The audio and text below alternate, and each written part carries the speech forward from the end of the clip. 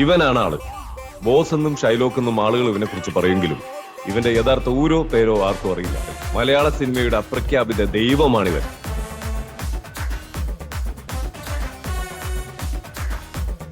അലമ്പിന് gold medal കിട്ടിയവനാ ഞാൻ.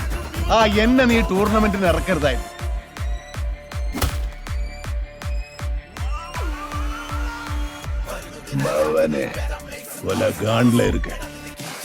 കൊല്ലാമ വിട മാട്ടെ.